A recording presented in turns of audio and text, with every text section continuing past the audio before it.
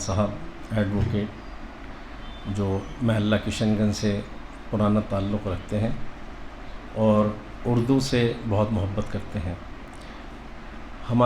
ہماری آج کی نشست اردو کے عنوان پر ہے۔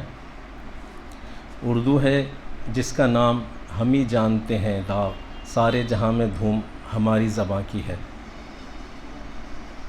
آج ہم یہاں بعنوان یوم اردو اکٹھا ہوئے ہیں۔ اردو ہماری مادری زبان ہے۔ کسی بھی قوم کی پہچان اس کی مادری زبان اور ادب و تہذیب سے ہوتی ہے۔ علامہ اقبال کا ایک قول ہے، قوموں کی حیات ان کے تخیل پہ ہے موقوف۔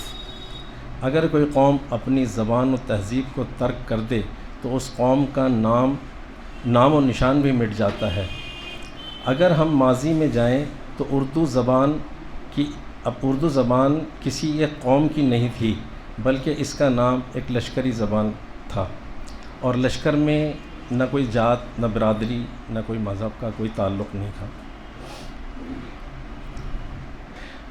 لیکن وقت گزرتے اور تبدیلی حالات کے سبب یہ زبان صرف مسلمانوں سے منسوب ہو گئی، اور آج ہم مسلمان ہی اس زبان کی پستی کا سبب بن گئے، جبکہ اردو ادب میں جناب منشی پریم چند، جناب کرشن چند، فراق گورکھپوری، جناب کنور مہندر سنگھ بیدی صاحب جیسے حضرات کا نام قابل ذکر ہے۔ لیکن آج اردو والوں نے اسے سوتیلا ہی نہیں بلکہ حقیر سمجھ کر پس پش ڈال دیا، تو معاشرے کے ہر شعبے سے اردو کا اخراج ہوتا جا رہا ہے۔ یہاں تک کہ حال ہی میں تعلیمی انتظامیہ نے بھی اردو کو بطور وسیلہ امتحان ختم کر دیا ہے، اور آہستہ آہستہ اردو کو خاموش کیا جا رہا ہے۔ اس کا مطلب اردو زبان کو خاموش کرنا نہیں بلکہ ایک تہذیب کا اختتام مقصود ہے۔ اگر ہم اپنی مادری زبان کے فروغ کے لیے کوئی محنت و کاوش نہ کر سکے تو کل مستقبل میں اردو کے بارے میں یہ بھی کہا جا سکتا ہے، اردو ہے کس کا نام نہیں جانتے ہیں لوگ، گمنام اب جہاں میں ہماری زباں ہے۔ اردو کی ایک عظیم شخصیت کی پیدائش 9 نومبر 1877 کو بر صغیر میں ہوئی۔ اس محسن اردو کو ہم ڈاکٹر علامہ اقبال کے نام سے جانتے ہیں۔ شاید آج یوم اردو بھی ڈاکٹر علامہ اقبال کی نسبت سے ہی 9 نومبر کو ہی منایا جاتا ہے، چونکہ علامہ اقبال کو اپنے تخیل کو اردو زبان میں بیان کرنے پر کمال حاصل تھا۔ شاید اسی لیے یوم اردو کو علامہ اقبال کی یوم پیدائش سے منسوب کر دیا گیا۔ میں درخواست کرتا ہوں ہمارے مہمان خصوصی جناب عبدالرحمن ایڈوکیٹ صاحب سے کہ وہ ڈائس پر تشریف لائیں اور اردو اور ڈاکٹر علامہ اقبال کی یوم پیدائش سے متعلق ہمیں روشناس کرائیں۔ جناب عبدالرحمن صاحب۔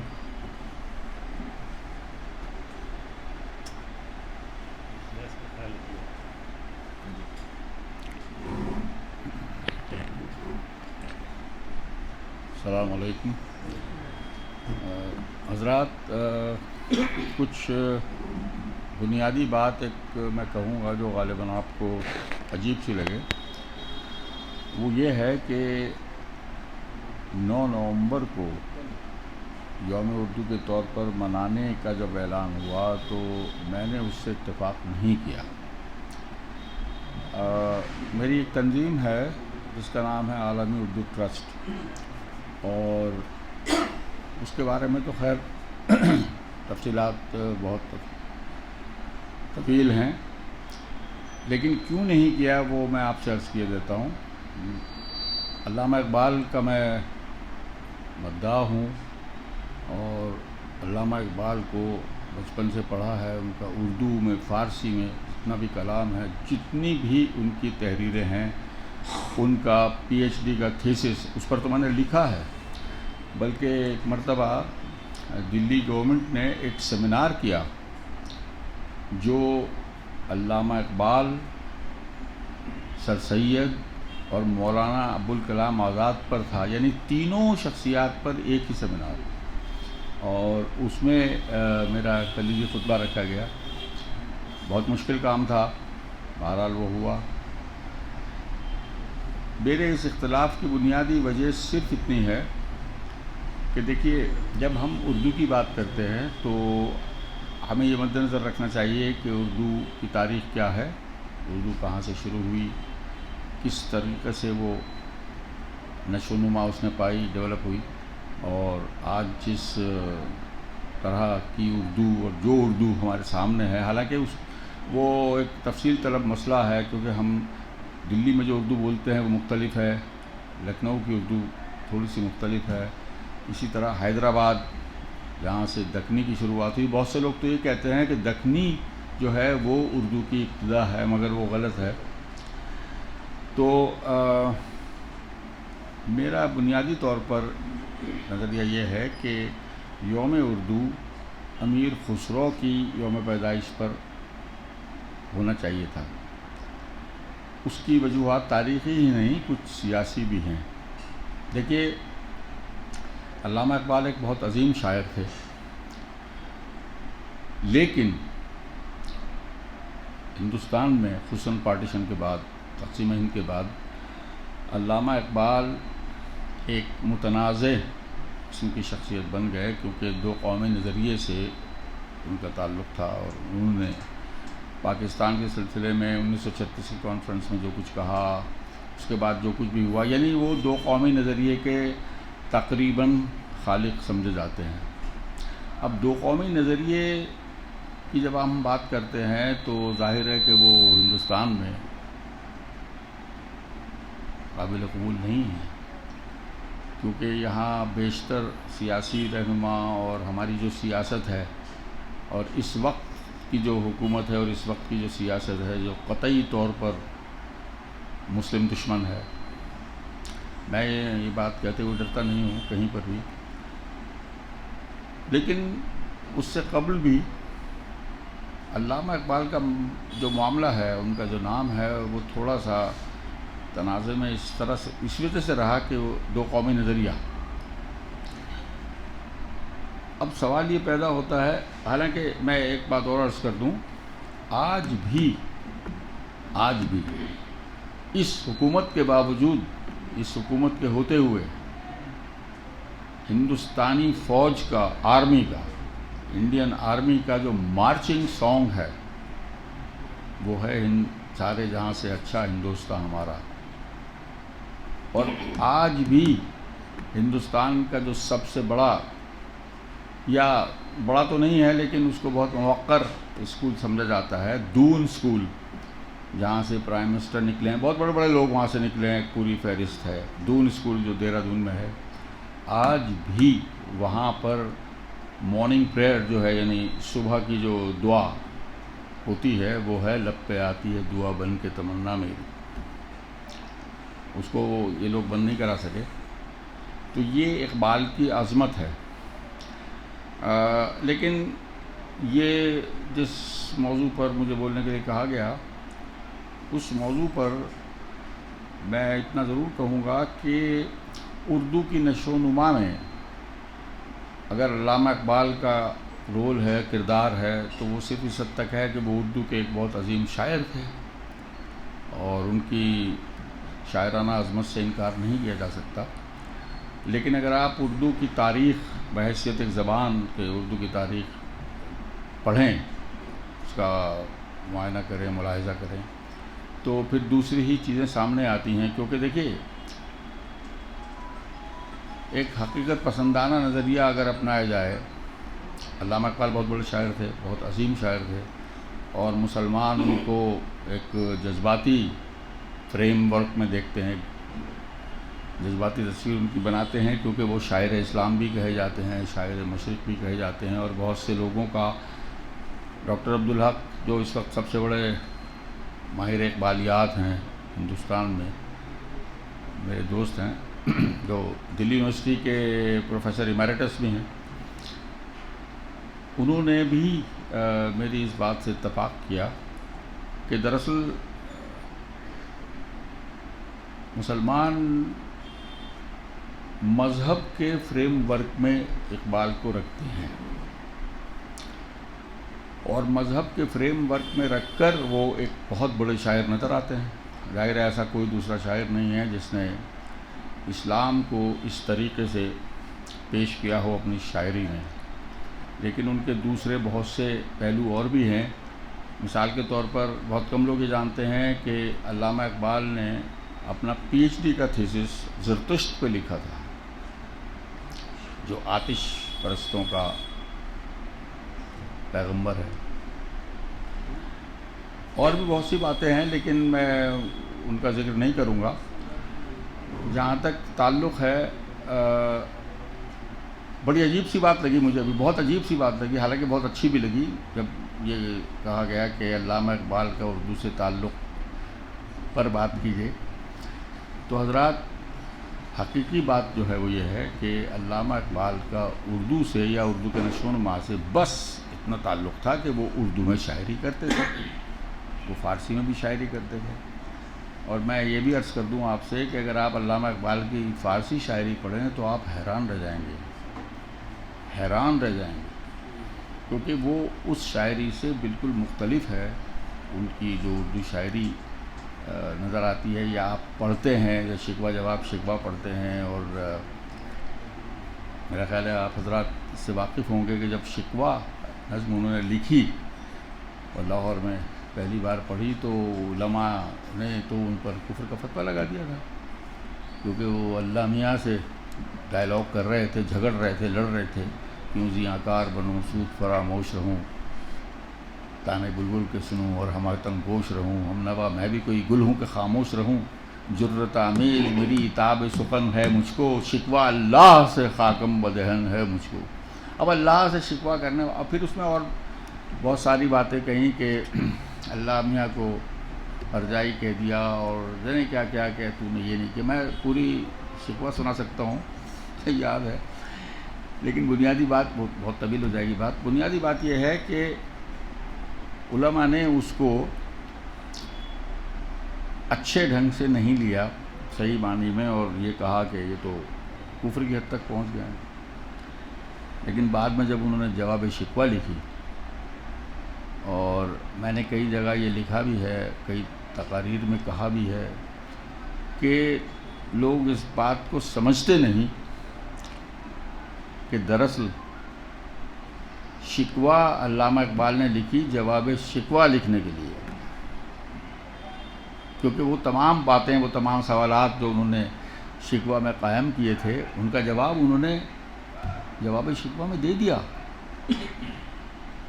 اور اتنے سخت الفاظ میں دیا کہ جن لوگوں میں غیرت یا حمیت نام کی کوئی چیز ہوگی مسلمانوں میں، انہوں نے شرم سے سر جھکا لیا ہوگا.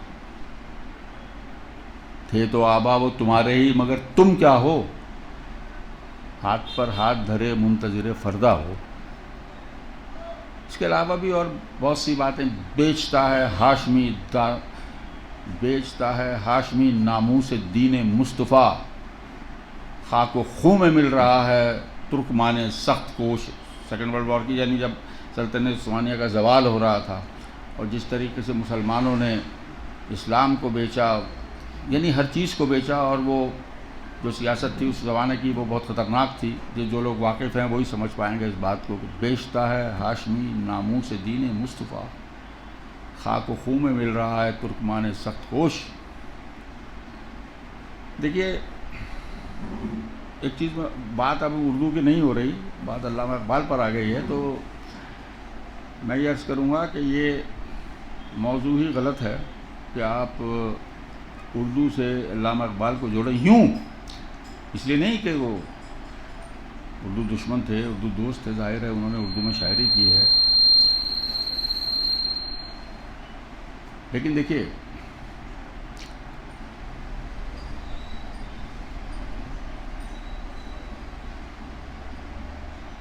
بچہ شاہین سے کہتا تھا عقاب سال خرد، اے تیرے شہپر پہ آساں رفعت چرخ برین، ہے شباب اپنے لہو کی آگ میں جلنے کا نام، سخت کوشی سے ہے تلخ زندگی بھی انگبیں، ہے کبوتر پر جھپٹنے میں مزہ جو ہے پسر، وہ مزہ شاید کبوتر کے لہو میں بھی نہیں. یعنی دراصل جو مسلمانوں کی حالت زار تھی اور اب اس سے بھی بدتر ہے، ایمان کی جو بات ہے، اس کو دیکھ کر یعنی وہ یہ چاہتے تھے کہ بھئی مسلمان پدرم سلطان بود کے چکر سے نکلے. ہم یہ تھے، ہم وہ تھے، ہم فلاں تھے، ہم دھماکہ تھے. ارے اسی سلسلے میں انہوں نے یہ کہا تھا کہ ٹھیک ہے یہ سب کچھ ہوا، کچل ڈالا تھا جس نے پاؤں میں تاج شہید دارا، کہ ہاں بڑے بڑے شہنشاہوں کے تاج اپنے قدموں کے نیچے کچل دیے، یہ کیا وہ کیا، سب کچھ کیا. لیکن وہ تمہارے آباء و اجداد تھے. تم کیا ہو اس وقت؟ جو پوزیشن ہے وہ کیا ہے یہ بتاؤ. ہاتھ پر ہاتھ دھرے منتظر فردا ہو. تو وہی حالت آج بھی ہے. اپنے ہر مسئلے کو مسلمان حکومت کے سر پہ تھوپ دیتے ہیں کہ یہ حکومت ایسی ہے صاحب، یہ تو حکومت کر رہی ہے، حکومت ہم پہ ظلم کر رہی ہے.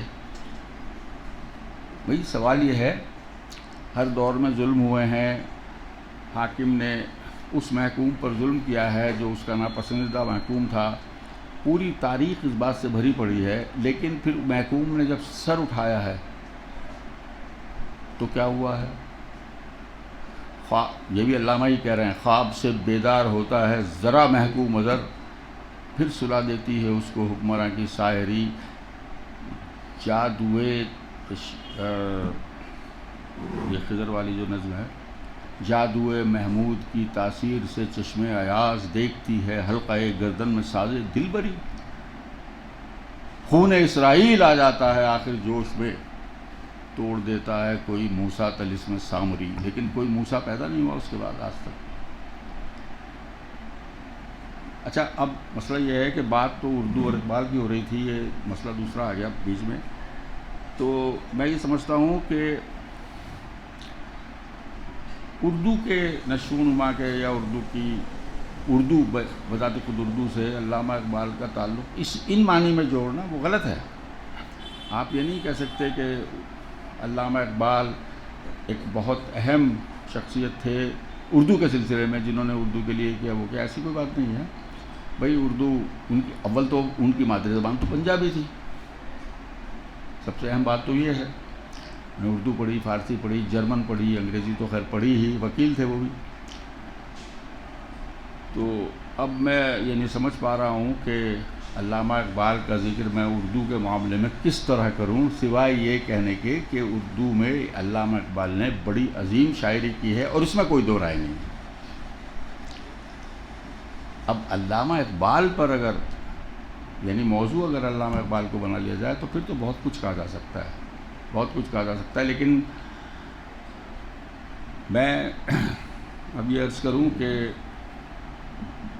مجھے یہاں آ کر بے انتہا مسرت ہوئی ہے اور میں یہاں آنے کے لیے کافی عرصے سے بے چین تھا. جب سے مجھے یہ علم ہوا کہ یہاں لوگ اس طرح کا ایک کام کر رہے ہیں تعلیم سے متعلق، اور یہ لائبریری کا قیام اور یہ تمام چیزیں جب مجھے میرے علم میں آئیں تو میں بے چین ہو گیا. کیونکہ دیکھیے اس وقت کیا پچھلے 70 سال سے اس ملک میں مسلمانوں کی جو حالت زار ہے اس کے ذمہ دار مسلمان خود ہیں. کہ انٹرپرائز نام کی چیز نہیں ہے. دادا اگر چھولے بیچتا تھا تو پوتا اس میں صرف کلچوں کا اضافہ کر لیتا ہے اور دکان میں ٹائل لگا لیتا ہے، لیکن وہ کلچے چھولے بیچ رہا ہے. لیکن آپ آج سوشل میڈیا کو دیکھیے، صبح سے شام تک آپ کو 1000 مثالیں ایسی مل جائیں گی کہ ایک غیر مسلم آٹو رکشہ والا ہے، اس کی بیٹی جج بن گئی. ایک کانسٹیبل ہے، اس کا بیٹا IPS آفیسر بن گیا اور باپ بیٹے کو سلوٹ مار رہا ہے کیونکہ وہ کانسٹیبل ہے اور بیٹا سپرنٹینڈنٹ آف پولیس ہے.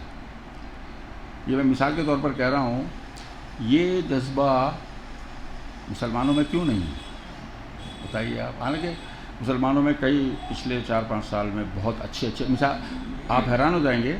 ابھی حال ہی میں پچھلے سال کا جو جوڈیشری کا دلی جوڈیشل سروس کا جو رزلٹ آیا ہے، 5-6 غالباً مسلم لڑکیاں دلی میں پوسٹ ہوئی ہیں بحیثیت جج. جو بالکل انپریسیڈنٹڈ ہے، اس سے قبل کبھی ایسا نہیں ہوا تھا، اور وہ ساری کی ساری بہت ہی ہمبل قسم کی بیک گراؤنڈ سے ہیں. ان کا پس منظر بہت معمولی تھا، کوئی کسی میں کیا کہوں بہت معمولی معاشی طور پر بھی اور ہر طرح سے، یعنی تعلیم بھی نہیں، خاندان میں کچھ بھی نہیں. تو ان حالات میں اگر کوئی بیٹا بیٹی ترقی کر کے اس نہج تک پہنچ جائے، بیٹی جج ہو جائے، تو وہ بہت بڑا کارنامہ ہے. لیکن یہ تمام یہ استثنائیں ہیں.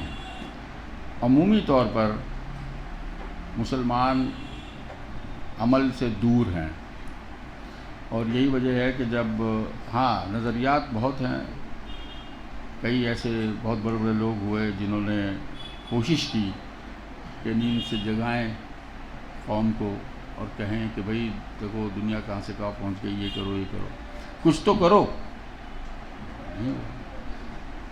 ان حالات میں، اس منظرنامے میں اگر کہیں بھی کوئی حرکت نظر آتی ہے، کہیں بھی کسی قسم کا کوئی ایسا منصوبہ یا ایسا عمل نظر آتا ہے کہ جس میں بہت خوشی ہوتی ہے. میں جب پہلی مرتبہ پتہ چلا تو یہ بیٹھے ہیں، یہ جاوید صاحب، آپ ان سے پوچھئے، فروری میں یہ مجھے ملے تھے، اور تب سے میں ان سے یہ کہہ رہا ہوں کہ میں بہت خوش ہوں، میں وہاں آنا چاہتا ہوں، میں آپ کو کتابیں دوں گا آپ کی لائبریری کے لیے. میں نے کم و بیش 1000 کتابیں نکال کر اس لائبریری کے لیے رکھی ہوئی ہیں. اب کچھ نہ کچھ ان کا مسئلہ ہوتا رہا، وہ کتابیں نہیں لے سکے یہ. تو اب آج جب یہ پتہ چلا، غالباً ابھی 2-3 دن پہلے انہوں نے کہا تھا کہ یہ اس طرح کا ایک پروگرام ہے، تو میں نے کہا میں ضرور آؤں گا. حالانکہ ایک سیمینار چل رہا ہے جواہر لال نہرو یونیورسٹی میں، سہ روزہ سیمینار میں شامل ہوں. کل اس کا افتتاحی اجلاس تھا، آج پورے دن کا اجلاس تھا، اور لیکن میں اس کو چھوڑ کر گھر چلا گیا شام کو غالباً 3-3:30 بجے. وہ تو ختم ہوا ہوگا 8-8:30 بجے، کہ تھوڑا سا آرام کر لوں، کیونکہ یہاں آنا تھا.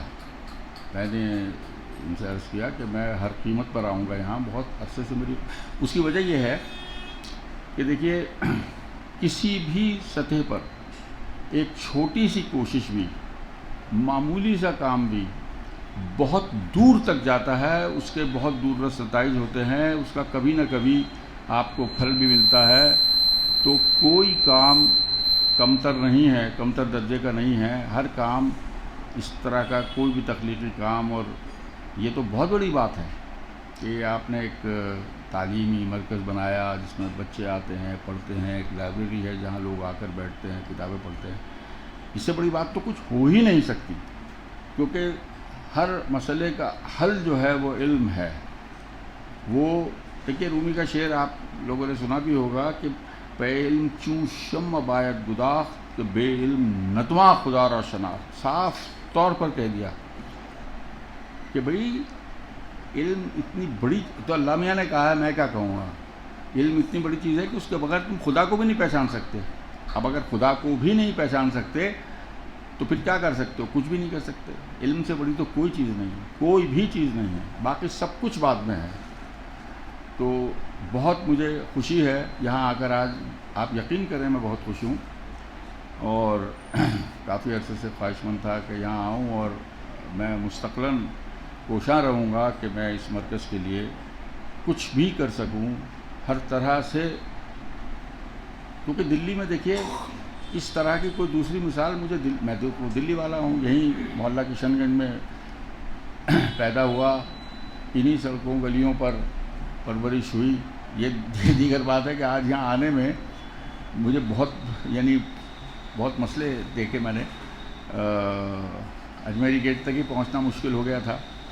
تقریباً 40 منٹ ٹریفک پر پھنسا رہا. پھر وہاں سے مڑنے کے بعد کوئی پہچان میں نہیں آ رہی تھی کوئی چیز. ظاہر ہے 25-30 سال بعد سڑک پہ آنا ہوا. لیکن بہت خوشی ہوئی کہ کہیں تو ایسا کچھ کام ہو رہا ہے دلی میں، اور کہیں میں نے نہیں دیکھا، کہیں بھی نہیں ہے. میری جو تنظیم ہے اس کے بنیادی مقاصد میں یہ چیز شامل ہے، حالانکہ وہ اردو کے لیے ہے، لیکن اگر کوئی بھی بات علم اور تعلیم سے متعلق کہیں نظر آتی ہے تو میں اس میں آگے بڑھ کر تعاون کرتا ہوں، کوشش کرتا ہوں ہر طرح سے تعاون کرنے کی۔ دلی میں ایسا کچھ نہیں ہے، باہر ضرور ہیں، ساؤتھ انڈیا میں بہت ہیں، اور یہی وجہ ہے کہ ساؤتھ انڈیا میں مسلمان بہت ترقی یافتہ بھی ہے، بہت۔ کیرلا میں اگر آپ کیرلا جائیں آپ حیران رہ جائیں گے مسلمانوں کو دیکھ کر۔ صرف وہ کسی سیاسی وجوہات نہیں ہیں اس کی سب سے بڑی وجہ یہ ہے کہ وہاں ایک جھلی والا بھی صبح کو انگریزی کا اخبار پڑھ رہا ہوتا ہے بیٹھ کر۔ بھائی یہ وہاں حالت ہے تعلیم کی، ہر مسلمان تعلیم ہے۔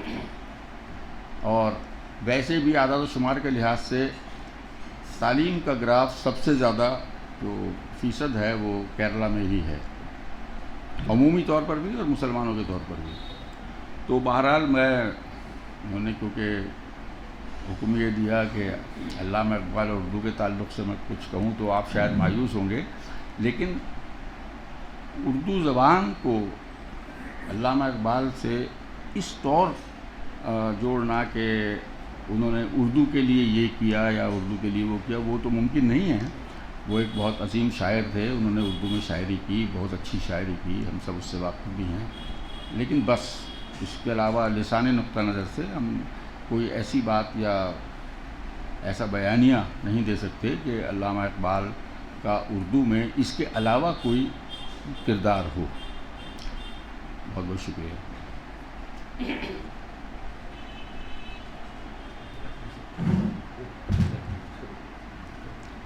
بہت شکریہ جناب عبدالرحمن صاحب۔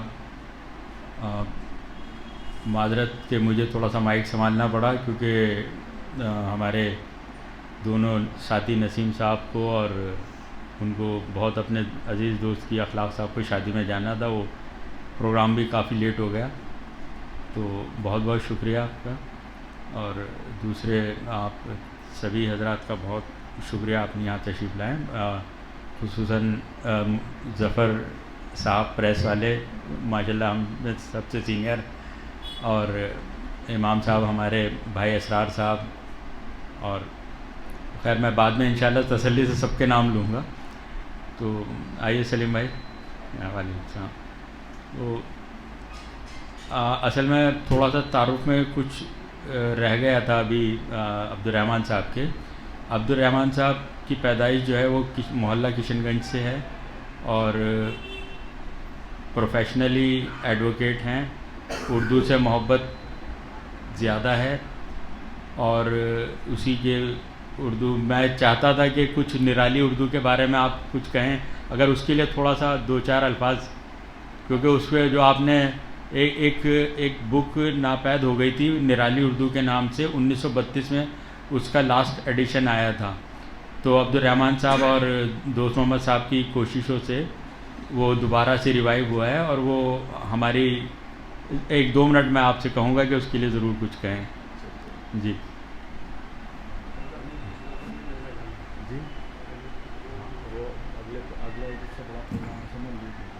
یہ تو ایک دلچسپ موضوع ہے۔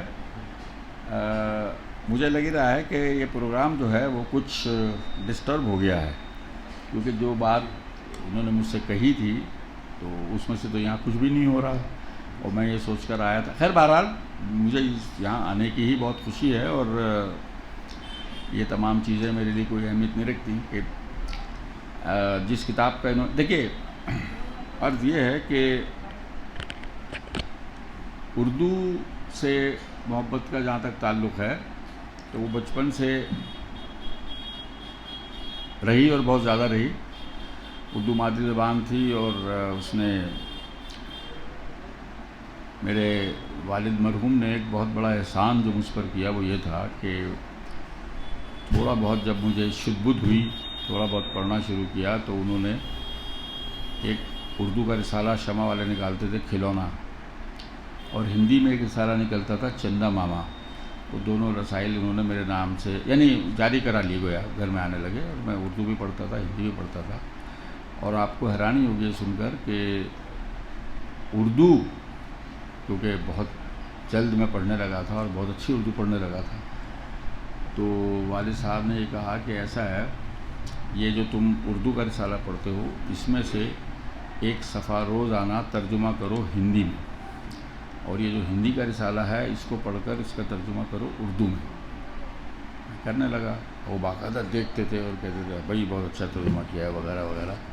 اور جب میں ہائر سیکنڈری میں آیا تب مجھے یہ پتہ چلا کہ میرے والد تو ہندی کا ایک لفظ بھی نہیں جانتے تھے، لیکن اس کا نتیجہ یہ نکلا کہ اردو اور ہندی دونوں میں مجھے بہت میری دسترس ہو گئی، بہت زیادہ. اور وہ مجھے وکالت میں بہت کام آیا. حالانکہ پھر اسکول میں فارسی بھی پڑھی، گھر پر عربی بھی پڑھی. اب دیکھیے اس کا نتیجہ یہ نکلا کہ مجھے لسانیات سے بہت دلچسپی ہو گئی. اور جسے ہوکا کہتے ہیں نا، ہوکا، دلی والے سمجھ سکتے ہیں اس لفظ کو، کہ وہ ہوکا ہو گیا کہ بھئی میں بہت ساری زبانیں سیکھوں. کبھی کوئی زبان سیکھنی شروع کر دی، کبھی کوئی کبھی کوئی کبھی کوئی، اور پوری طرح سے کچھ بھی نہیں سیکھ پایا سوائے اردو، ہندی، انگریزی اور فرانسیسی. تو ایک زمانے میں بڑا احمقانہ خیال یہ آیا دل میں. اس زمانے میں ہندوستانی آئین میں 14 زبانیں تھیں جن کو آئینی حیثیت حاصل تھی. آئین کے شیڈول میں جن کا ذکر تھا وہ 14 تھیں، اب تو 22 ہیں. تو خواہش یہ ہوئی کہ ہندوستان کی 14 زبانیں سیکھوں گا. تو صاحب گجراتی، کبھی مراٹھی، کبھی، لیکن اس کا بہت فائدہ ہوا. میں یہ ہرگز یہ نہیں کہوں گا پوری طرح سے کوئی بھی زبان نہیں سیکھ پایا، اور ساری کی ساری 14 میں تو خیر گھس بھی نہیں سکا. گجراتی، پنجابی، گجراتی، مراٹھی، اور یہ ساؤتھ کی جو زبانیں ان سے بڑی الرجی تھی، کنڑ، پنڑ اور وہ تمل اور فلاں، یہ تو وہ سننے میں بہت بری لگتی تھی، تو ان کی طرف توجہ نہیں گئی. لیکن یہ کچھ زبانیں تھیں. بنگالی تو بہت اچھی سیکھ لی تھی. تو اب وہ لسانی جو انکلینیشن ہوا، رجحان ہوا لسانیات کی طرف، تو میں لسانی طور پر بہت حساس ہو گیا. اور ہم دلی 6 کے رہنے والے تھے. جامع مسجد پہ بچپن بھی گزرا، جوانی بھی گزری، کیونکہ دلی کالج میں پڑھا. وہاں سے چند قدم کے فاصلے پر جامع مسجد ہے. شام کو جامع مسجد جا رہے ہیں. اور تو یہ زبان جس کو اس زمانے میں کرخنداری کہا جاتا تھا، آپ حضرات جتنے بھی ہیں، کوئی میرا ہم عمر ہوگا تو اسی کو یاد ہوگا، میں 75 سال کا ہوں، کہ آل انڈیا ریڈیو سے سنڈے کو ایک پروگرام آیا کرتا تھا، لہریں، تفریحی قسم کا مزاحیہ پروگرام تھا. اس میں ایک سلسلہ انہوں نے شروع کیا، ایک ریڈیائی ڈرامہ، ریڈیو پلے جسے کہتے ہیں، ریڈیائی ڈرامہ. اس میں جو کردار تھے وہ دلی 6 کے تھے، کرخندار وہ بھی، جن میں سے ایک کا نام تھا خلیفہ شدو اور دوسرے کا تھا ممتاز پہلوان. اور وہ آپس میں جو گفتگو کرتے تھے وہ کرخنداری زبان میں کرتے تھے. تو یہ میرے بچپن کی بات ہے. بڑے شوق سے، غور سے ہر سنڈے کو لہریں پروگرام ضرور سنتے تھے. اب جناب، اور جامع مسجد آنا جانا، اس زمانے میں کچھ کردار ایسے تھے مشہور پرانی دلی کے، جو جامع مسجد پہ نظر بھی آتے تھے. اگر کوئی میرا ہم عمر ہے تو شاید اس کو یاد ہو. ایک صاحب ہوتے تھے، ان کا نام تھا بادشاہ پہلوان. آپ کو یاد ہے؟ اور وہ بڑا عجیب و غریب کردار تھا صاحب. وہ باقاعدہ انہوں نے گتے کا ایک تاج بھی بنوا رکھا تھا، جس کو، اور ایک چوغا لمبا تھا، عجیب و غریب تھا چوغا، ایسے ہی کسی مقامی درزی نے سی دیا تھا. وہ پہن کے اور سر پہ وہ تاج لگا کے وہ جامع مسجد پہ نکلتے تھے مٹیا محل پہ. نہیں، کباڑی نہیں تھے وہ، بس ان کا جو ان کی شہرت جو تھی وہ بادشاہ پہلوان کے نام، وہ دراصل پہلوانی کرتے تھے.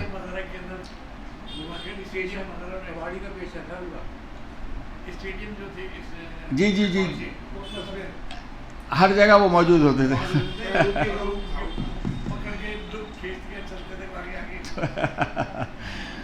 اچھا، اس لسانی رجحان کی وجہ سے میرا کان بہت حساس ہو گیا تھا زبانوں کے سلسلے میں. اور آج بھی میں اردو سن کے بتا دیتا ہوں کہ یہ آدمی کہاں کا رہنے والا ہے. تو ایک صاحب تھے کوئی محمد مغنی نام کے، وہ پارٹیشن کے وقت پاکستان چلے گئے تھے. انہوں نے ایک چھوٹی سی کتاب لکھی جس کا نام انہوں نے رکھا نرالی اردو. اور اس، کیونکہ دیکھیے اگر آپ لسانیات سے واقف ہیں تو ایک تو چیز ہوتی ہے زبان اور ایک چیز ہوتی ہے بولی، جس کو انگریزی میں ڈائلیکٹ کہتے ہیں. جیسے آپ سب جانتے ہیں انگریزی زبان کیا ہے، مگر انگریزی زبان کے بہت ساری مختلف بولیاں ہیں. اگر آپ انگلینڈ جائیں وہاں ایک طبقہ آپ کو ایسا بھی ملے گا کہ جو انگریزی بولے گا آپ کے ایک لفظ سمجھ میں نہیں آئے گا یہ کیا بول رہا ہے. وہ ان کی کارخانداری کہہ لیجیے، مزدور قسم کے لوگ، بے پڑھے لکھے لوگ، یہ وہ جو انگلش بولتے ہیں پجن انگلش اس کو کہا جاتا ہے. تو میں جب پہلی بار انگلینڈ گیا تو میں سب سے پہلے میں وہاں پہنچا کہ بھئی یہ لوگ کہاں یہ لینگویج بولی جاتی ہے، دریا کے کنارے، سمندر کے کنارے، اس طرح کے وہ مزدور ٹائپ کے لوگ. اور وہ ایک آدمی سے دوستی بھی کر لی، وہ راج مزدور تھا. اس کی انگریزی نہیں تھی، کچھ اور ہی تھی. اس کا جو لہجہ، تلفظ، ڈکشن یعنی جو لغت تھی، جو لفظیات تھیں، وہ بالکل مختلف انگریزی سے، اور اس کو سمجھنا بڑا مشکل تھا، کچھ دن لگے سمجھنے میں. تو اسی طرح ان صاحب نے کتاب لکھ دی نرالی اردو، جس میں پہلی مرتبہ، یہ واحد کتاب ہے دنیا میں جس میں کرخداری ایک بولی تھی. بولی زبان تو ہوتی نہیں، وہ لکھی تو جاتی نہیں، لیکن اس بولی کو پہلی مرتبہ تحریر میں لایا گیا. وہ لائے، کسی کو علم ہی نہیں تھا اس کے. وہ پھر پاکستان چلے گئے تو وہاں سے وہ ایک میرے دوست ہیں، ان کا نام بھی دوست ہے، دوست محمد، انہیں کہیں سے وہ کتاب ہاتھ لگ گئی، انہوں نے مجھے دی. تو میں نے اس کو بہت شکستہ حالت میں تھی، بہت بری حالت میں تھی، لیکن اس کو بہت محنت کر کے سجایا سنوارا گیا. اس میں تصحیح میں نے کی، اس کو ایڈٹ کیا اور اس کو پھر چھاپ دیا.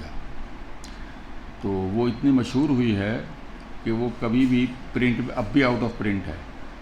اور دور دور سے لوگ، امریکہ سے اور کہاں سے. میں نے پچھلے سال کیا اسی سال تو فروری میں جو ورلڈ بک فیئر ہوا تھا، عالمی کتاب میلہ، اس میں نے شرکت کی تھی. اور میں اس میں شرکت کسی کاروباری نظر سے نہیں کرتا، بلکہ کتابیں تقسیم کرنے کے لیے کرتا ہوں.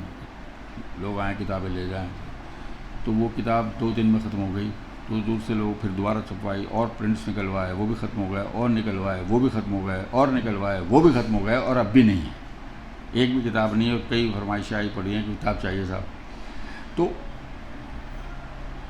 وہ کیونکہ ایک بولی تھی. دیکھیے یہ لوگ بالکل بے پڑھے لکھے ہوتے تھے، غیر تعلیم یافتہ قطعی، اور یہ آرٹیزن تھے. یہ ایسا نہیں تھا کہ ان کے کارخانے چل رہے تھے، یہ کارخانوں میں کام کرنے والے لوگ تھے کچھ ایسے تھے جو چھوٹے موٹے فٹ پاتھ قسم کے کام، کوئی میکینک ہے، کچھ ہے، کوئی کسی چیز کی ریپیئر کر رہا ہے، کوئی کسی چیز کی ریپیئر کر رہا ہے. اس طرح کے لوگ تھے وہ، جن کا ایک باقاعدہ طبقہ تھا دلی میں. اس کو یوں سمجھیے، یہاں بہت سے ایسے لوگ ہیں جو اس ایج گروپ کے نہیں ہیں، اس لیے میں ایک بات بتا دیتا ہوں کہ مغل پیریڈ میں دلی میں، پوری دلی کی جو آبادی تھی وہ مختلف طبقات میں، کسی نے اس کے لیے کچھ کیا نہیں، خود بخود بٹ گئی تھی. ایک کہلاتا تھا طبقہ اشرافیہ، جو وہ لوگ تھے جو ہندو مسلمان دونوں تھے، جن میں ہندوؤں میں تو وہ کائست لوگ تھے زیادہ تر. اگر آپ فتح پوری سے لال قلعے کی طرف چلیں تو یہ سمجھ لیجئے کہ اس زمانے میں دائیں ہاتھ پر، یعنی زربلی ماران، کوچہ رحمان، یہ سب وہ سارا مسلم ایریا تھا، اور بائیں ہاتھ پہ وہ سارا ہندو ایریا تھا، بھاگیرتھ پیلیس تک، یعنی لال قلعے تک. اور وہ لوگ زیادہ تر کائست تھے. وہ کائست آدھے مسلمان ہوا کرتے تھے، ان کا کلچر وغیرہ سب. نئی سڑک پر کائست رہتے تھے. حالانکہ وہاں ایک مسجد ہے، اب بھی ہے، اور اس مسجد کے پیچھے کچھ مسلم آبادی تھی، لیکن باقی وہ تمام کائستوں کی آبادی تھی. تو یہ طبقے تھے. اچھا، مسلمانوں میں جو طبقے تھے وہ تو صرف 2 رہ گئے تھے. ایک طبقہ اشرافیہ جو دولت مند لوگ تھے اور تعلیم یافتہ بھی تھے، اور ایک وہ طبقہ جو بالکل بازاری قسم کا تھا، اور جو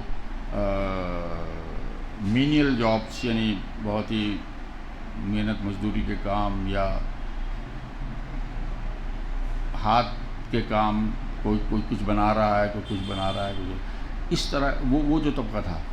اور اس طبقے میں ایک بڑا مخصوص طبقہ وہ تھا جس کو کرخندار کہا جاتا تھا، جو خالص دلی کے لوگ تھے لیکن وہ اس طبقے سے متعلق تھے. تو ان کی اپنی جو زبان مغلیہ پیریڈ سے جو اردو شروع تھی، اس کو اعلیٰ درجے کی جو اردو تھی اس کو قلعہ معلیٰ کی زبان کہا جاتا تھا، کہ جو زبان لال قلعے میں بولی جاتی ہے، مغل دربار میں بولی جاتی ہے، اور اردو عام ہو چکی تھی. تو یہ لوگ جو جس طریقے کی اردو انہوں نے جذب کی تھی، جو زبان یہ بولتے تھے، اس کو کرخنداری کہا جانے لگا. اور وہ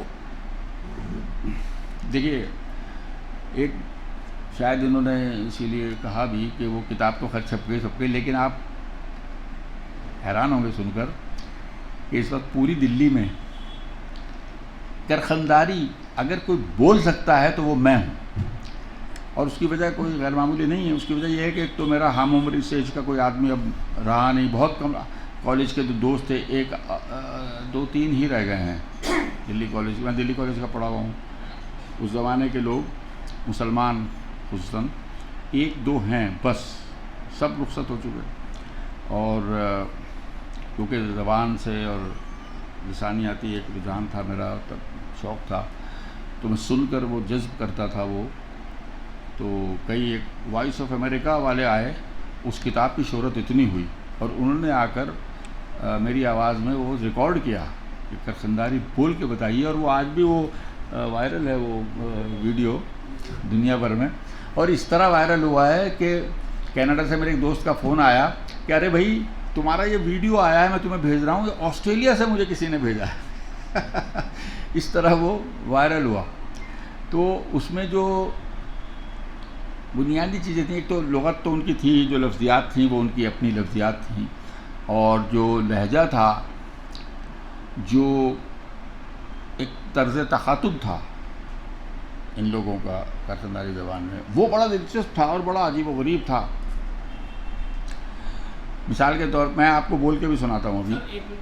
یہ کمپلیٹ کرخنداری تھی یا بیچ میں دوسری بھی لینگویج ہوا کرتی تھی؟ دوسری لینگویج کا مطلب کیا کہہ رہے ہیں آپ؟ اگر یہ کرخنداری بولی نا، آ رہی ہے جا رہی ہے، ہاں وہی کیا کر رہی ہے، کیا آ رہی ہے، کیا جا رہی ہے، یہی نا. تو کیا یہ کمپلیٹ اگر کوئی کسی سے گفتگو کر رہا ہے تو ایسے ہی بولتے تھے، یا جیسے ہم آپ آسان اردو بول رہے ہیں تو اس میں وہ بھی جوڑی جاتی تھی؟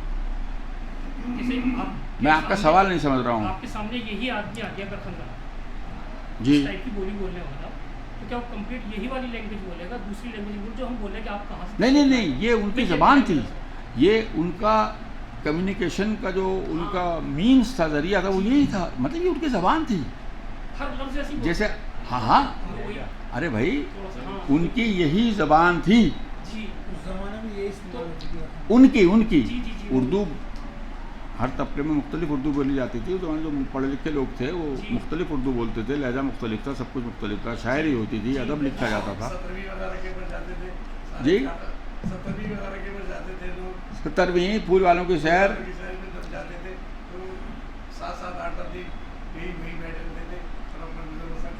وائی وے کل پتہ ہے کیا ہوا؟ اب وہ شدو کا لمڈا آ گیا بہنچ، میں نے آ کے سارے دیکھ بات سن، تو نے اگر یہ تمیز نا یہاں پہ تو میں کیا تیرا حال کروں گا، تو سوچ بھی نہیں سکتا. اب آپ کو پکارتا پھرے گا ابا ابا. یہ اچھا دیکھیے اس میں بنیادی طور پر جو لہجے کو تو چھوڑیے، لہجے کی نقل کرنا بڑا مشکل کام ہے. میں نے تو خود سنی ہے بچپن میں، تو اس لیے میں کر پاتا ہوں، ورنہ بہت مشکل ہے. لیکن جو ان کی لفظیات تھیں، میں اس پروگرام کو بار بار یاد کرتا ہوں، ذکر کرتا ہوں. میں نے وائس آف امریکہ والوں سے بھی انٹرویو میں بڑا طویل انٹرویو لے کر گیا میرا. ان کو یہ بتایا کہ حالانکہ وہ ہر زبان کے ساتھ ہے، جس طبقے کا آدمی ہوتا ہے اور جو اس کی اپنی ہی لفظیات ہوتی ہیں. یہ صرف مسلمانوں تک محدود نہیں. آپ ہندوؤں میں چلے جائیے، جو جاہل لوگ ہیں وہ ایک مختلف قسم کی زبان بولتے ہیں، جو بہت سے الفاظ ایسے بولتے ہیں جو آپ کو لغت میں نہیں ملیں گے، ڈکشنری میں نہیں ملیں گے. تو یہی معاملہ ان کا بھی تھا کہ قسم اڑان جھلے کی، کل تو میری جورو نے میری ایسی تیسی کر دی رات کو. اب یہ دیکھیے قسم اڑان جھلے کی. اب اڑان جھلا کیا ہوتا ہے بھائی؟ آپ پوچھیں گے اڑان جھلا کیا ہوتا ہے؟ یہ جو لفظیات ہیں اور بہت ساری چیزیں ہیں وہ ذرا سا پانی دیجیے. تو ایک ایسی بولی وہ لوگ دلچسپی انہوں نے جو بہت زیادہ لی لوگوں نے لی وہ اس وجہ سے لی کہ ایک ایسی بولی جو معاف کیجیے گا جو انہوں نے کبھی سنی نہ ہو اور ایسی اردو یعنی اس کو اردو کا نام بھی دیا جا رہا ہے اور وہ ہیوی اردو. مجھے یاد نہیں آتا میں خیر معلوم کروں گا تو معلوم ہو جائے گا. سوچ بھی رکھا ہے میں نے ریڈیو والوں سے کبھی کہ وہ لکھتا کون تھا. میرا اپنا ذاتی خیال ہے کہ غالباً وہ سراج انور لکھتا تھا. سراج انور ایک اردو کے رائٹر تھے. ان کا اردو بازار میں جہاں فلورا ریسٹورنٹ ہے وہاں ان کا اسٹوڈیو تھا. سراج انور ان کا نام تو خیر محمد سراج اور جی نہیں وہ انہوں نے اردو کے ناول بھی لکھے ہیں. 2-3 بچوں کے لیے انہوں نے ناول لکھے. نیلی دنیا میں نے پڑھے بھی ہیں. اور خیر یہ میرا اندازہ ہے غلط بھی ہو سکتا ہے کسی اور نے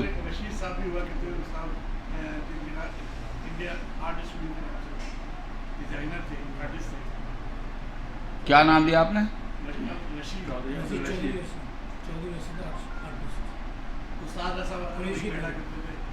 ارے اچھا میں سمجھ گیا وہ جن کا سامنے وہ تھا کتابوں کی دکان تھی کتب خانہ رشیدیہ.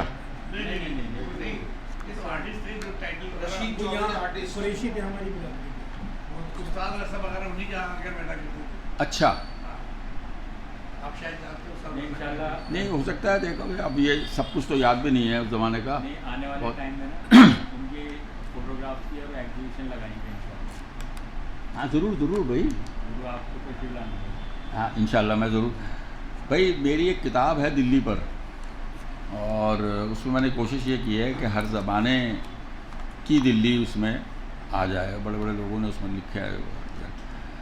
لیکن یہ خیرخوانداری کی جو بات ہے آج اس کا کوئی کہیں نام لیوا نہیں ہے. لوگ واقف بھی نہیں ہیں.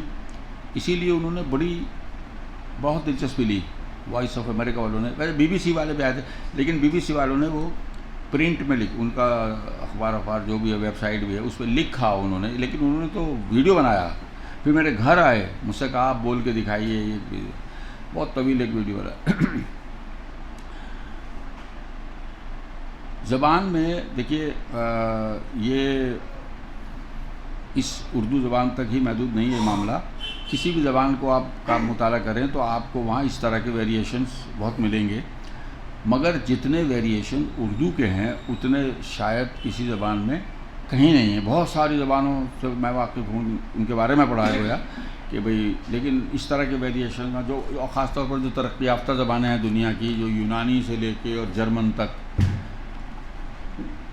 اس طرح کا آپ کو ویریشن نہیں ملے گا جو ہمیں ہندی میں بھی نہیں ہے جو اردو میں ہے.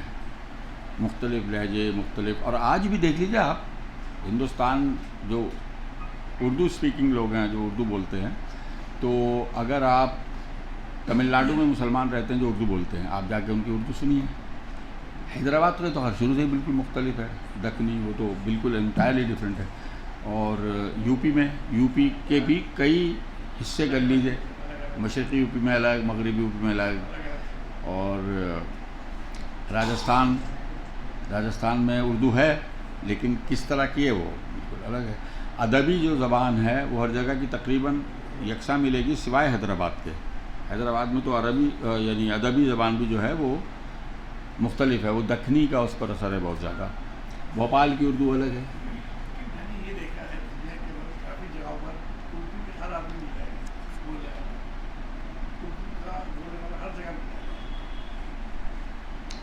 ارے بھائی یہ تو آپ کیا سمجھتے ہو اردو کو؟ اردو دنیا میں جتنی زبانیں بولی جاتی ہیں 10ویں نمبر پر اردو ہے اور ہندوستان میں 3رے نمبر پر ہے.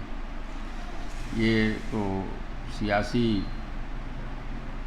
حرامی بنا میں کہوں گا. میں دلی کا ہوں میں تو وہ لفظ استعمال کروں گا سیاسی حرامی بنا کہ وہ اس کو ڈاؤن پلے کرتے ہیں کہ صاحب اردو جیسے ایک کمتر چیز ہے تو یوں ہے. لیکن ایسا نہیں ہے. اور اردو بولنے والے اب تو بفضل خدا پوری دنیا میں کونے کونے پر دنیا کے پھیلے ہو، کبھی کہیں بھی آپ جائیے. اور ان لوگوں نے کئی یعنی امریکہ کینیڈا دونوں جگہ کئی بار مجھے بلایا گیا ہے. وہاں لوگوں نے، ایک تو میں نے دلی یونیورسٹی سے پڑھا ہوا ہوں لیکن میں نے لاء کیا تھا علی گڑھ سے، میں علیگ بھی ہو گیا. تو ایلیگیرینس کی جو اولڈ بوائز اسٹیشن بنی ہوئی ہیں امریکہ میں سب سے زیادہ ہیں. امریکہ میں اتنی ہیں کہ ہر اسٹیٹ میں ہے، اور پھر ان سب کی انہوں نے ایک فیڈریشن بنا رکھی ہے واشنگٹن میں، کہ جتنی بھی AMU اولڈ بوائز ایسوسیشن ہیں ان کا یہ فیڈریشن یہ ہے. میرا دوست ہے وہ، اس کا جو صدر ہے عبداللہ. تو وہاں پر اس بات کا کئی بار تذکرہ ہوا. آپ امریکہ میں اردو کے اخبار نکلتے ہیں، آپ کو معلوم ہے کئی اسٹیٹس میں اردو کے اخبار چھپتے ہیں اور وہ مفت ملتے ہیں. جو لوگ چھاپتے ہیں ادھر ادھر سے وہ لے لیتے ہیں اپنا اشتہار، اس کا خرچ نکل آتا ہے. آپ کسی بھی انڈین یا پاکستانی یا ایرانی ریسٹورنٹ میں جائیں تو وہاں وہ پوری گڈی رکھی ہوئی ملے گی اخبار، مفت ہے، آپ اٹھا لیجیے. ایسے کئی اخبار کینیڈا میں بھی ہیں، 2-3 اخبار نکلتے ہیں کینیڈا میں جو اسی طرح مفت تقسیم کیے جاتے ہیں. اور اردو کی کافی سرگرمیاں ہیں، ادبی سرگرمیاں ہیں، کانفرنسز ہوتے ہیں، مشاعرے ہوتے ہیں، سیمینار ہوتے ہیں. اور ابھی پچھلے دنوں سے کچھ زیادہ ہونے لگے ہیں. کینیڈا میں تو اردو انٹرنیشنل کے نام سے میرے بڑے اچھے دوست ہیں اشفاق احمد، کینیڈین سٹیزن ہیں، پاکستانی تھے وہ پیچھے سے اور صحافی تھے. وہ انہوں نے ایک تنظیم بنا رکھی ہے اور کچھ نہ کچھ وہاں وہ کرتے رہتے ہیں. امریکہ میں تو خیر بہت سارے ہیں. فرانس میں دیکھیے کہ وہ کھانے کے اوپر بفٹ سسٹم تھا، وہاں پر لکھا ہوا تھا نہیں حلال کو چھوڑیے، وہ تو معاملہ دوسرا ہے. وہ تو آپ کو پوری دنیا میں ایک آدمی آیا وہاں سے، اس نے مجھ سے اردو میں بولا کھایا نہیں لیکن اردو میں بات کرتا مجھے آ کر کہا لیکن اردو بولا یہاں پر بھائی جبکہ وہ بولتے نہیں ہیں. قانون بنا نہیں قانون بنا ہوا ہے دنیا میں. ایک قانون ہے جس کے تحت جتنی بھی ایسی چیزیں ہیں، نان ویج چیزیں جیسے چکن ہے، مٹن ہے، اس کا قانون بنا ہوا ہے. لیکن افسوس کی بات یہ ہے وہ یہودیوں نے بنوایا ہے.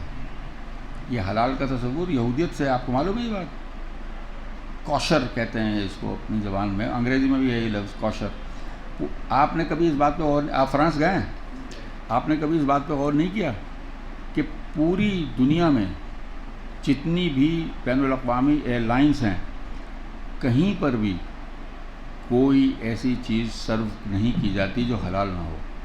مثال کے طور پر سب سے بڑی مثال اس کی ہے کہ پورک کہیں بھی سرو نہیں ہوتا. کسی بھی ایئر لائنس میں پورک سرو نہیں ہوتا. شراب ہوتی ہے، پورک نہیں ہوتا، کہیں بھی نہیں ہوتا. قانون ہے لیکن وہ قانون یہودی نے بنوایا ہے. کسی بھی ایئر لائنس میں پورک نہیں سرو ہوتا. آپ کو نان ویج دیں گے، وہ سینڈوچز دیں، ان میں بھی ہوتا ہے نان ویج. چکن ہوگا، مٹن تو خیر بہت کم ہوتا ہے. UAE یا متحدہ عرب امارات کی جو ایئر لائنس ہے اس میں ہوتا ہے، سعودی ایئر لائنس میں ہوتا ہے، لیکن وہ بھی بہت کم کبھی ہوتا ہے. ورنہ چکن ہوتا ہے لیکن وہ حلال ہوتا ہے. اور یہ قانون ہے کہ آپ کو جہاں بھی، آپ سنگاپور چلے جائیے، جو بھی ایسی چیز ہوگی اس پہ باقاعدہ لکھا ہوا ہوتا ہے، اتنا بڑا ٹھپا لگا ہوا ہوتا ہے حلال، تاکہ مسلمان اس کو بلا دقت خرید سکیں، بغیر کسی جھجک کے خرید سکیں، کھا سکیں. تو قانون ہے اور پوری دنیا میں ہے. لیکن فرانس میں نے یہ بھی دیکھا ٹافیوں کے اوپر بھی لکھا رہتا ہے. جی ٹافیوں پر بھی لکھا رہتا ہے. وہ اس لیے صرف نان ویج پر حلال نہیں، دنیا بھر میں صرف نان ویج پر حلال نہیں ہے. وہ ٹافیز آپ نے کہیں، میں بتاتا ہوں آپ کو اس کی وجہ، کیونکہ سب سے سستی چربی جو ہے دنیا میں وہ سور کی چربی ہے، کیونکہ اس کے اوپر ہوتی بہت ہے، وہ بے پناہ چربی ہوتی ہے سور کے اوپر، تو اس کی چربی استعمال کی جاتی ہے.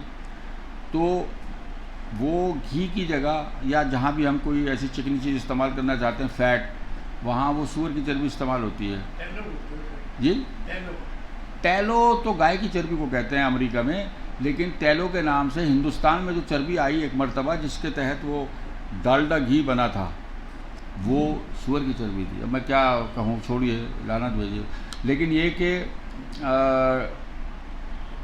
اس وجہ سے لکھا ہوتا ہے ٹافی چاکلیٹ ان تمام چیزوں پہ، یعنی گوشت کے علاوہ دوسری چیزوں پہ، کہ تاکہ آپ کو یقین دلایا جا سکے کہ اس میں سور کی چربی شامل نہیں ہے، کیونکہ بے شمار ایسی چیزیں ہیں جن میں چکنائی استعمال ہوتی ہے، تو وہ چکنائی اس میں جو استعمال ہوئی ہے وہ حلال ہے، اس لیے وہ اس پہ لکھتے ہیں ٹافی وغیرہ، بہت ساری چیزیں ہیں، بسکٹ ہیں، بسکٹ میں چکنائی استعمال ہوتی ہے، تو کون سی استعمال ہوئی ہے، اس لیے وہ حلال لکھتے ہیں کہ اس میں سور کی چربی استعمال نہیں ہوئی۔ یا ٹیلو بھی، کیونکہ ٹیلو کی اس لیے مخالفت ہوئی تھی کہ امریکہ میں جب گائے ذبح ہوتی ہے تو وہ مشین سے ہوتی ہے، اسلامی طریقے سے نہیں ہوتی، ذبح نہیں ہوتی، ذبح میں تو یہ ہے نا کہ خون سارا نکل جائے، وہ تو ایک جھٹکے میں سر الگ جا پڑا اور وہ خون سارا اندر رہ جاتا ہے۔ ٹاپک پہ یہ جی بات پلٹ گئی، دلی والی زبان تھا نا، وہ ہے آپ لوگ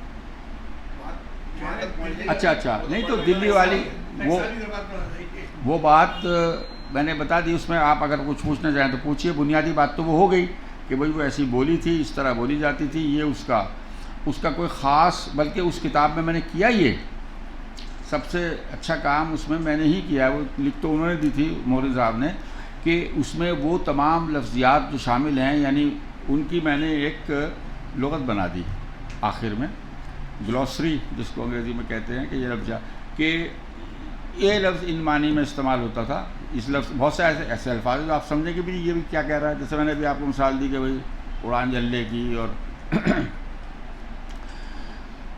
ان کی ایک پوری فہرست ہے کہ اس لفظ کے یہ معنی ہیں، وہ اب وہ کتاب اس وقت میں نے ویسے یہاں دی ہے، کتاب ہونی چاہیے یہاں، آپ نے دی تھی؟ اچھا تو ہے نا وہ، جی موجود ہے، تو آپ دیکھیے گا۔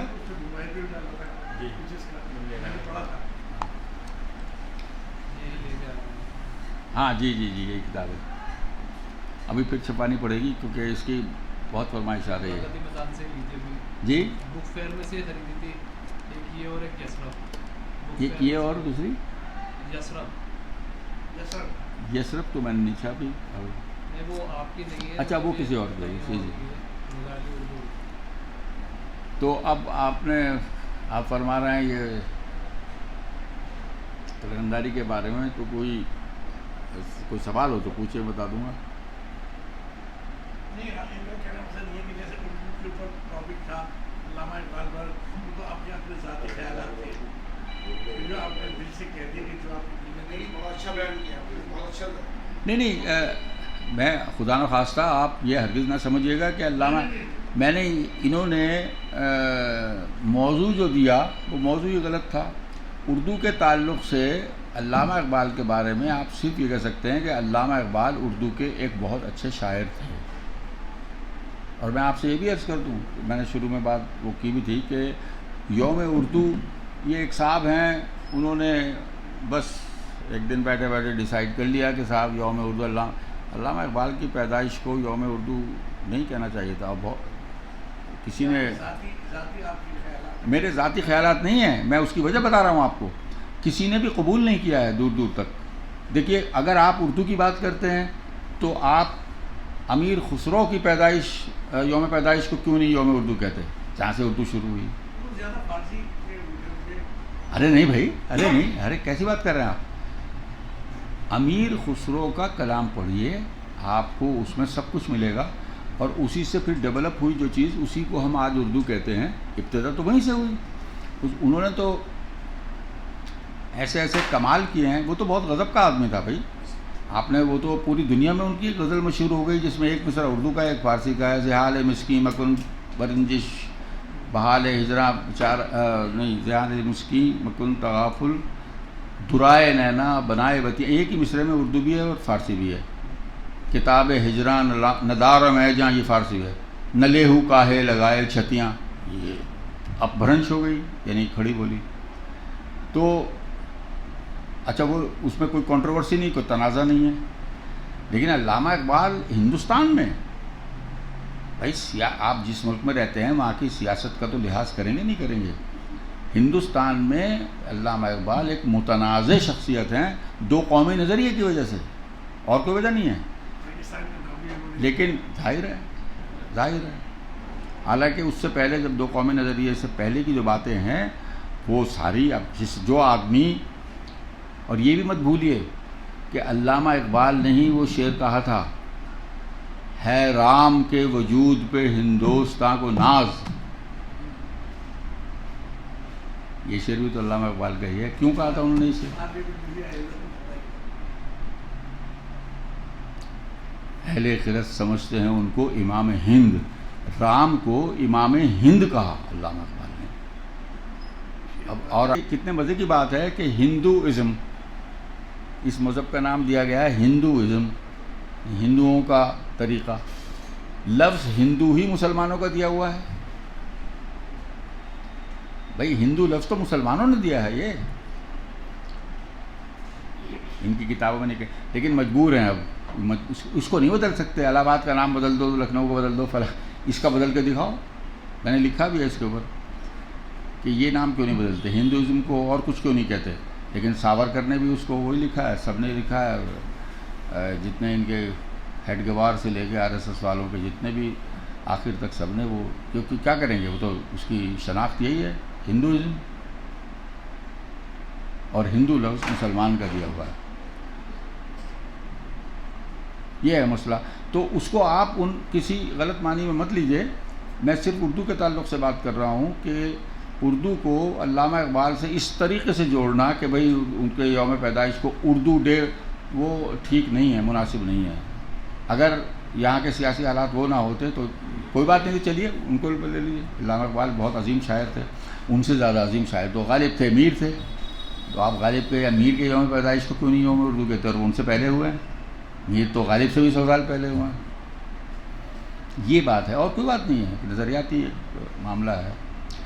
بہرحال میں یہاں آ کر بہت خوش ہوا، بہت خوشی ہے. اور آپ حضرات سے اتنی دیر گفتگو رہی، میں بس یہی کہہ سکتا ہوں بہت بہت شکریہ. اور میں انشاءاللہ پھر حاضر ہوں گا، حاضر ہوتا رہوں گا. جب آپ بلائیں میں حاضر ہوں.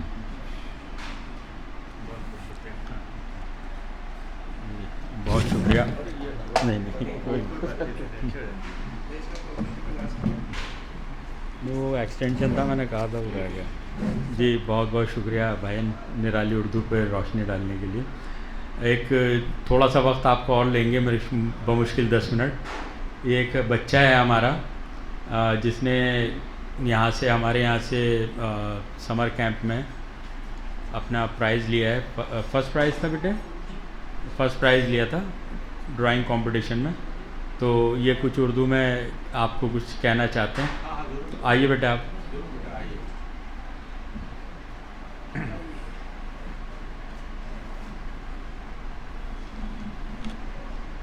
السلام علیکم.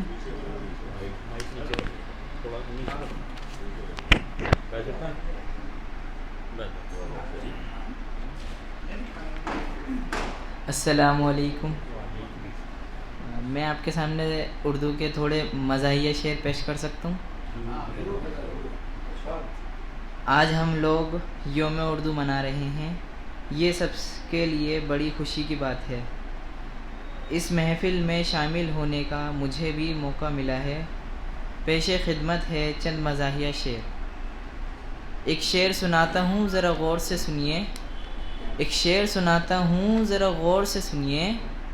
ایک شعر سناتا ہوں ذرا غور سے سنیے. مجھ سے نہیں آتا کسی اور سے سنیے. ایک اور شعر سنیے گا. نہ یوں سر کو نہ یوں سر کو نہ یوں سر کو نہ یوں سر کو نہ یوں سر کو نہ یوں سر کو اگر سر کو تو یوں سر کو قلم کر دو میرے سر کو. ایک شعر اور سنانا چاہتا ہوں میں آپ کو. وہ یہ کہہ رہی ہیں میرے کنگن چھوٹے ہو گئے ہیں. وہ یہ کہہ رہی ہیں کہ میرے کنگن چھوٹے ہو گئے ہیں. وہ یہ کہہ رہی ہیں کہ میرے کنگن چھوٹے ہو گئے ہیں. حقیقت یہ ہے سوجن سے تمہارے ہاتھ موٹے ہو گئے ہیں. شکریہ. ایک اور میں عرض کرنا چاہتا ہوں. جس شے پر نظر ڈالوں تو دھوکہ سا لگے ہے. جس شے پر نظر ڈالوں تو دھوکہ سا لگے ہے. جس شے پر نظر ڈالوں تو دھوکہ سا لگے ہے. کمبخت پیتل بھی تو سونا سا لگے ہے. ایک اور لیجیے گا. بعد مرنے کے میری قبر پہ دال چاول بو دینا. بعد مرنے کے میری قبر پر دال چاول بو دینا، تاکہ معلوم ہو کہ کھچڑی کھا کے مرا ہے۔ میری نماز جنازہ پڑھی غیروں نے، میری نماز جنازہ پڑھی غیروں نے، میری نماز جنازہ پڑھی غیروں نے، مرے تھے جن کے لیے وہ رہے وضو کرتے کرتے۔ ایک شعر اور سنانا چاہتا ہوں میں آپ کو۔ تیری گلیوں میں نہ رکھوں گا قدم آج کے بعد، تیری گلیوں میں نہ رکھوں گا قدم آج کے بعد، تیری گلیوں میں نہ رکھوں گا قدم آج کے بعد، کیونکہ آج کیچڑ بہت ہے بارش کے بعد۔ اور آخر میں پیش خدمت ہے 2-3 شعر، ذرا غور فرمائیے گا کہ یوں دریچے سے وہ جھانکیں تو فقط اتنا پوچھوں کہ یوں دریچے سے وہ جھانکیں تو فقط اتنا پوچھوں کہ یوں دریچے سے وہ جھانکیں تو فقط اتنا پوچھوں، کھڑا رہوں چلا جاؤں۔ ایک شعر اور، دور کہیں دور سے آواز یہ آئی، دور کہیں دور سے آواز یہ آئی، دور کہیں دور سے آواز یہ آئی، مونگ پھلی لے لو میرے بھائی۔ آخری شعر میں عرض کرنا چاہتا ہوں آپ کے سامنے۔ ہم دشمن کو بھی پاکیزہ سزا دیتے ہیں، ہم دشمن کو بھی پاکیزہ سزا دیتے ہیں، ہاتھ اٹھاتے نہیں نظروں سے گرا دیتے ہیں۔ جو غلطی ہو گئی ہو بچہ سمجھ کے معاف کر دیجیے گا۔ دعاؤں کا طالب آپ کا وحید ثانی۔ وحید ثانی صاحب بہت بہت شکریہ۔ یہ بچہ کافی ٹیلنٹڈ ہے اور اس نے ماشاءاللہ اس میں اپنا ہمارا پچھلے لاسٹ ایئر کا جو سمر کیمپ تھا اس میں فرسٹ پرائز بھی لیا تھا۔ میں بھائی اسرار قریشی صاحب سے چاہوں گا کہ 2 لفظ، بس بہت زیادہ ٹائم نہیں، بس 5 منٹ میں وائنڈ اپ کرنا ہے، بس 5 منٹ میں وائنڈ اپ کرنا ہے، بس جلدی سے 2 تھوڑا سا رہ جائے کہ ہاں جی اردو کے سلسلے میں کوئی پروگرام تھا۔ قابل صدر احترام ہماری دلی کی تہذیب اور ادبی انجمن کے روح رواں، دلی میں ایک چمکتا ہوا ستارہ جس نے اپنی خاموش زندگی میں دلی والوں اور دلی کے لیے اور دلی کی زبان کے لیے کام کیا، اور جو ایک انصاف کے مندر پہ بیٹھے ہوئے بھی اردو کے لیے اپنی جہد و جہد جاری کیے ہوئے ہیں۔ میری مراد ہے جناب عبدالرحمن ایڈوکیٹ صاحب سے۔ وہ مجھے حکم ہے اور ظاہر بات ہے ٹائم بھی بہت ہو چکا ہے، بات نکلے گی تو پھر دور تلک جائے گی، اس لیے میں بہت ہی مختصر انداز میں اپنی گفتگو کا آغاز کرتا ہوں۔ آج یوم اردو ہے۔ اگر میں عبدالرحمن صاحب سے اپنے دیرینہ تعلق کا اور اردو اکیڈمی کے حوالے سے گفتگو کروں تو وہ بھی ایک طویل گفتگو ہوگی، لیکن بہت خوشی ہے کہ ہماری آج اس ادبی اور روحانی محفل میں آپ کی تشریف آوری، اس مسجد شاہ گل لائبریری میں آپ کا آنا آج کی مصروف ترین دن میں، اور آج خاص طور پر جب کہ لوگ یوم اردو منا رہے ہیں، میں سمجھتا ہوں کہ ہمارے لیے ایک بیش قیمت سرمایہ ہے جو آپ کی گفتگو یہاں ہوئی ہے۔ آپ نے بہت سارے سوالات رحمان صاحب آج اس سلسلے میں اٹھا دیے، اور اقبال پر بھی گفتگو کی، اور علامہ اقبال کی شخصیت کے بارے میں بہت اشارہ کنایوں میں آپ نے بہت کچھ کہہ دیا۔ میں سمجھ رہا تھا کہ تیری محفل سے اٹھاتا غیر کیا مجال، دیکھتا تھا کہ تو نے بھی اشارہ کر دیا، تو وہ آپ کے اشارے کنائے سب بتا رہے تھے کہ دلی والے بڑے مشکل سے جب دل کسی کو دیتے ہیں تو پھر دے ہی دیتے ہیں، یا نہیں دیتے تو نہیں دیتے۔ یوم اردو کے حوالے سے حضرات اس میں کوئی شک نہیں کہ آج جو لوگ بھی بہت دلی میں جگہ جگہ آج پروگرام ہے یوم اردو کے حوالے سے، غالب اکیڈمی میں بھی تھا، آپ نے بھی ایک چھوٹی سی محفل سجائی ہے، اور اس محفل میں عبدالرحمن صاحب نے اپنے چراغوں سے جو روشنی بکھیری ہے وہ واقعی قابل دید ہے، اور ہمارے لیے یادگاری لمحات ہیں جنہیں ہم کبھی فراموش نہیں کر پائیں گے۔ آپ کی تشریف آوری قابل صد احترام ہے۔ جہاں تک علامہ اقبال کا تعلق ہے اور یوم اردو کا تعلق ہے، حقیقت میں کہ یوم اردو کو علامہ اقبال سے نہیں جوڑنا چاہیے، میں اس سے متفق ہوں۔ کیونکہ آپ علامہ اقبال کی جو شخصیت ہے، میں نے پہلے بھی کہا تھا کہ علامہ اقبال ہمارے ایک مذہبی شاعر بھی ہیں، اور ہمارا کسی نے بڑے انگریز فلسفی نے کہا تھا کہ علامہ اقبال مسلمانوں میں غلط پیدا ہو گئے، اگر ہمارے میں پیدا ہوتے تو ہم بہت کچھ سیکھتے۔ دو انگریز مصنف علامہ اقبال سے ملنے آئے، انہوں نے علامہ اقبال نے اپنی کتابیں دیں اور علامہ اقبال رو پڑے۔ ان رونے کے سبب پوچھا کہ آپ کیوں رو رہے ہیں؟ آپ کہا کہ یہ میں نے جس قوم کے لیے لکھا تھا اس نے فائدہ نہیں اٹھایا، آج دوسری قوم اس سے فائدہ اٹھا رہی ہے۔ علامہ اقبال نے محبت کی رسول پاک صلی اللہ علیہ وسلم سے، اور ان کے آپ وہ نعتیہ شعر اگر سنیں گے تو شاید ان نعتیہ شعروں کی مثال آپ کو نہیں ملے گی۔ یہ ایک الگ بات ہے کہ لوگ آج علامہ اقبال کو فراموش کر رہے ہیں، لیکن عبد الرحمن صاحب معذرت کے ساتھ عرض کرنا چاہتا ہوں کہ کم از کم یوم اردو پہ ہی علامہ اقبال کو یاد کر لیا جاتا ہے، یہ ایک ہیلا بہانہ بھی ہے۔ اور کچھ لوگ علامہ اقبال کو یہ کہہ کر کہ وہ ایک پاکستانی شاعر ہیں، جبکہ ہندوستان کے ابھی آپ فرما رہے تھے اگر جو دہرادون میں بینڈ بجایا جاتا ہے اس کی سب سے پہلے جو وہاں گانا ہوتا ہے وہ لب پہ آتی ہے دعا بن کے تمنا میری، اور ہماری فوجی بینڈ بجا دیتا سارے جہاں سے اچھا ہندوستان ہمارا۔ یعنی اقبال کو اس طرح بھی یاد کرتے ہیں لوگ، لیکن ہم جس انداز میں یاد کرتے ہیں کہ وہ واقعی اگر علامہ اقبال، کسی نے کہا تھا کہ جس طرح علماء کرام نے علامہ اقبال قرآن کی تفسیر لکھتے ہوئے کہہ دیا کہ پتہ نہیں خدا کے اور رسول کے درمیان کیا گفتگو تھی، اللہ کیا کہنا چاہتا تھا، اس طرح علامہ اقبال کے شعروں کی جب لوگ تشریح کرتے ہیں تو آخر میں یہی لکھتے ہیں کہ پتہ نہیں علامہ اقبال کا اور کیا نظریہ تھا، اس میں کیا کہنا چاہتے تھے بات۔ تو علامہ اقبال نے رسول سے محبت کی، انہوں نے منقبتی شعر بھی لکھے، اور اقبال کا ایک فلسفہ تھا خودی۔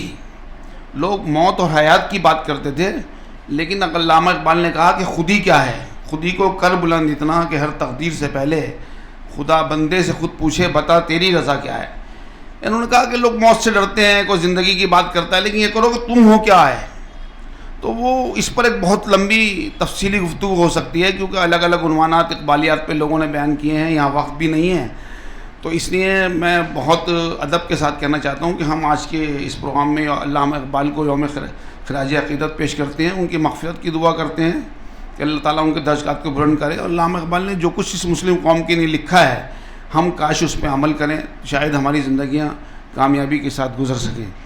دوسری بات ایک اور کہنا چاہتا تھا جو اخلاق صاحب نے شروع سے کہی تھی کہ لوگ اردو کا رونا روتے ہیں، اردو ہم بچپن میں پیدا تھے، فتح پوری اسکول میں پڑھتے تھے، تب بھی کہتے تھے لوگ اردو ختم ہو جائے گی، اس کے بعد لوگ کہتے تھے پھر اردو ختم ہو جائے گی، کوئی کہتا تھا اردو ختم ہو جائے گی۔ میں یہ کہنا چاہتا ہوں عبد الرحمن صاحب کہ اردو آج ختم نہیں ہو رہی، اردو ایک نئے دور میں داخل ہو رہی ہے، اردو کا ایک نیا دور شروع ہو رہا ہے، اور انشاءاللہ یہ اردو کبھی مٹے گی نہیں، یہ اردو زبان باقی رہے گی۔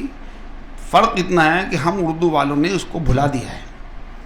اردو آج اب میں کبھی کبھی مشاعرے دیکھتا ہوں، بڑے بڑے حالوں میں ہوتے ہیں، تمام ہندو لڑکیاں اور تمام بہت بڑے لوگ اس میں مشاعرہ سنتے ہیں، لیکن مشاعروں کا شوق پیدا ہوتا ہے، جب شعر سنتے ہیں تو پتہ چلتا ہے کس زبان کا ہے، اردو کا ہے، تو ان میں اردو سیکھنے کی ایک لگن پیدا ہوتی ہے، ایک جذبہ ابھرتا ہے ان میں اردو سیکھنے کا، تو اردو کو کوئی مٹا نہیں سکتا۔ آج اردو ایک نئے دور میں داخل ہو رہی ہے۔ بہت بہت شکریہ، اور ہمارے جاوید صاحب نے، آپ مایوس مت ہوا کریں جب لوگ کم ہوئے کریں، یہ تھوڑی سی آپ کی کمی ہے کہ لوگوں کو آپ نے صحیح وقت پہ انوائٹ نہیں کیا، نہیں تو یہاں تو جگہ بھی نہیں ملتی بیٹھنے کی لوگوں کو۔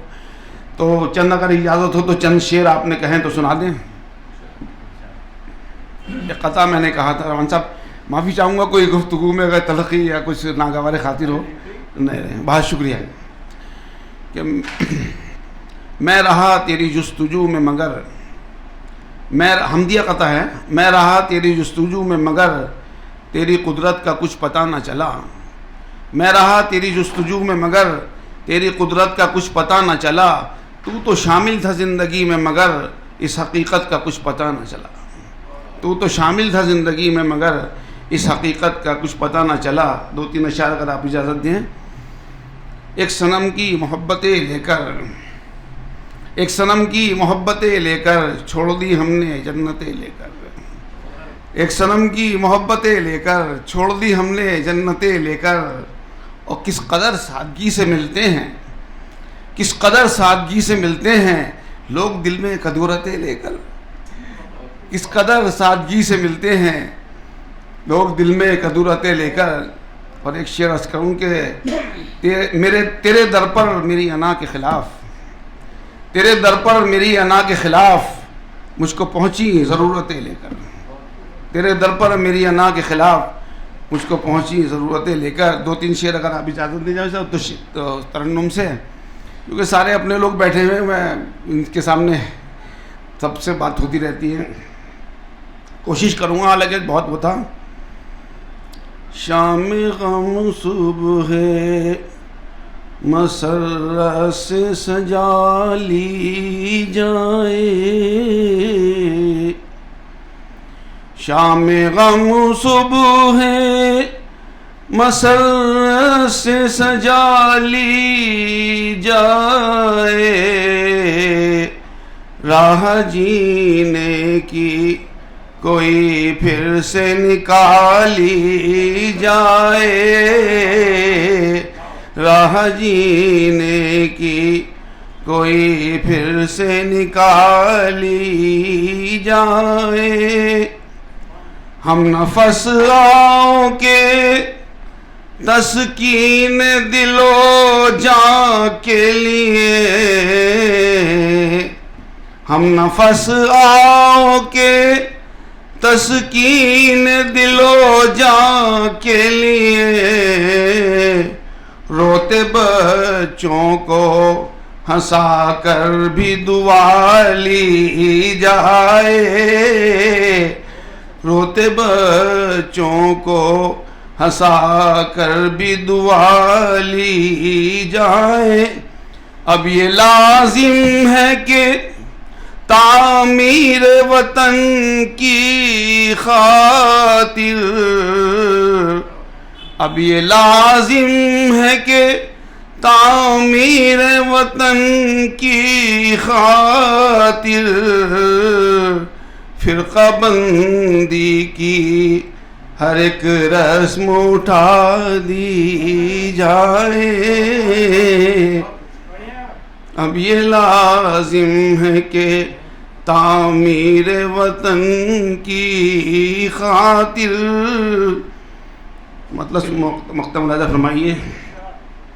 دور حاضر کی یہ اسرار ہے مشکل کیسی،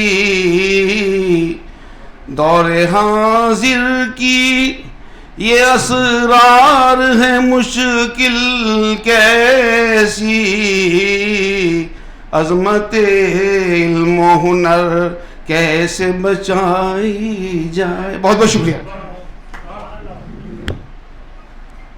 بہت شکریہ جناب اسرار صاحب۔ صادقین صاحب پڑھیں گے آپ کچھ؟ آ جائیں۔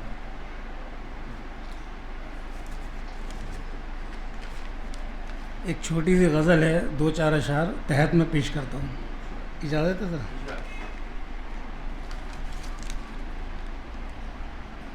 نفرت کی سازشوں میں بھی شامل نہیں رہا، نفرت کی سازشوں میں بھی شامل نہیں رہا، پھر کیوں یہ شہر پیار کے قابل نہیں رہا، دوہری کمر تو ہو گئی بستے کے بوجھ سے، دوہری کمر تو ہو گئی بستے کے بوجھ سے، پھر بھی ہیں خوش کہ بچہ تو جاہل نہیں رہا، میزان عدل کا یہ کرشمہ بھی ہے عجیب، میزان عدل کا یہ کرشمہ بھی ہے عجیب، قاتل ہمارے شہر میں اب قاتل نہیں رہا،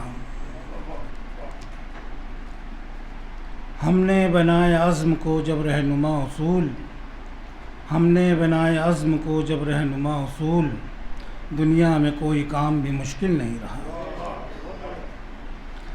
اے شاد اپنے شہر کی وحشت کو دیکھ کر، اے شاد اپنے شہر کی وحشت کو دیکھ کر، دنیا میں منہ دکھانے کے قابل نہیں رہا۔ چند شعر ہو رہے ہیں اگر آپ کی اجازت ہو عثمان۔ ایک نئی غزل تھی اس پہ، کیونکہ ہمارے یہاں ماحول ذرا کم ہے نا، تو اس لیے خون روتی ہیں یہ آنکھیں، خون روتی ہیں یہ آنکھیں، کانپ اٹھتا ہے بدن، دیکھ لیتا ہوں جب کوئی لاش بے گور و کفن، آئینہ مجھ سے ہے اور آئینے سے ہوں میں شرمسار، آئینہ مجھ سے ہے اور آئینے سے ہوں میں شرمسار، جب سے بوسیدہ ہوا ہے غیرتوں کا پیرہن، جب سے بوسیدہ ہوا ہے غیرتوں کا پیرہن، زندگی میں ہو گئی ان کا شریفانہ روش، زندگی میں ہو گئی ان کا شریفانہ روش، اب شرافت کا ہے باقی بس کتابوں میں چلن، اب شرافت کا ہے باقی بس کتابوں میں چلن، کاش مل جائے کہیں سے ساغر تسکین جاں، کاش مل جائے کہیں سے ساغر تسکین جاں، روح کی بے چینیوں سے چور ہے سارا بدن، چل پڑا یہ سوچ کر شاد صحرا کی طرف، چل پڑا یہ سوچ کر شاد صحرا کی طرف، جان لیوا ہو گئی ہے اب تو شہروں کی بٹن، جان لیوا ہو گئی ہے اب تو شہروں کی بٹن۔ بہت اچھے، بہت خوب بھائی صادقین صاحب، ماشاءاللہ ہمیں نہیں معلوم تھا آپ کے اندر یہ ٹیلنٹ بھی ہے، شوق رکھتے ہیں ویسے ماشاءاللہ، اچھا بہت اچھی بات ہے، بہت بہت شکریہ۔ کافی لوگ معذرت کے کافی ٹائم لگ گیا اور کافی لوگ جا بھی چکے ہیں، تو میں شکریہ ادا کروں گا بھائی اسرار صاحب کا، بھائی ببو صاحب کا، ندیم بھائی کا، ہمارے سرفراز بھائی کا، محمد ظفر صاحب، بھائی صادقین، عدنان صاحب ایڈوکیٹ، بھائی عبدالرحمن صاحب پیچھے بیٹھے ہوئے ہیں خاموشی سے، اور فیروز سلیم صاحب کا، اور باہر ہمارے سلیم بھائی اور بھائی عتیق ساجد صاحب، سابق صدر آل انڈیا جمعیت القریش، شکریہ۔ بھائی جان آپ تھوڑے کلمات کہیں گے؟ شکریہ کہ جی بالکل، عبدالرحمن صاحب کا بہت بہت شکریہ اور بہت مبارکباد۔ میں چونکہ جی بالکل، اور ماشاءاللہ کافی اچھی ہماری بات چیت ہوتی رہتی ہے بیچ میں، اور کافی ہر چیز کو سراہتے رہتے ہیں بھائی جان، تو بہت بہت شکریہ۔ بھائی آپ پڑھیں گے؟ ارے آ جاؤ بھائی، یہ ہمارے سلطان صاحب رہ گئے، ہم یہ خاموشی میں بہت کچھ کرتے ہیں جی۔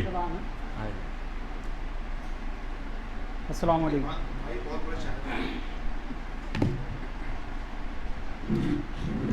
آج یوم اردو کے موقع پر میں پروفیسر وسیم بریلوی صاحب کی ایک غزل پڑھنا چاہتا ہوں، اجازت چاہوں گا۔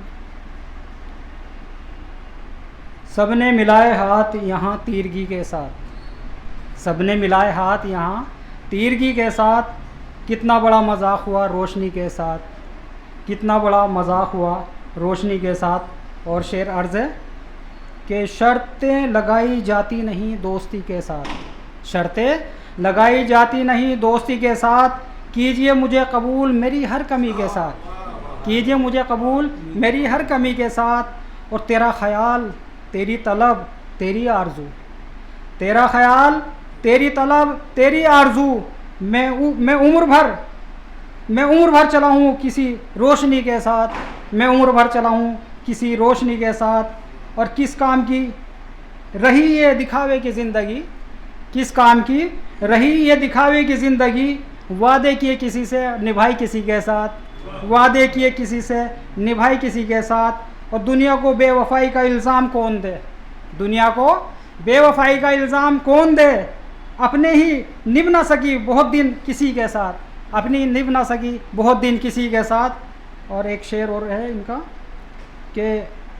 قطرے وہ کچھ بھی پائیں یہ ممکن نہیں وسیم، قطرے وہ کچھ بھی پائیں یہ ممکن نہیں وسیم، بڑھنا جو چاہتے ہیں سمندر کشی کے ساتھ، بڑھنا جو چاہتے ہیں سمندر کشی کے ساتھ۔ جناب بہت بہت شکریہ۔ بہت شکریہ بھائی سلطان صاحب، آپ کی کمی ہے، آپ ہمیں احساس دلاتے رہتے ہیں بیچ میں گاؤں جا کے کہ آپ کی کمی کتنی تو بہت بہت شکریہ آپ سبھی حضرات کا، اور عبدالرحمن صاحب آپ کو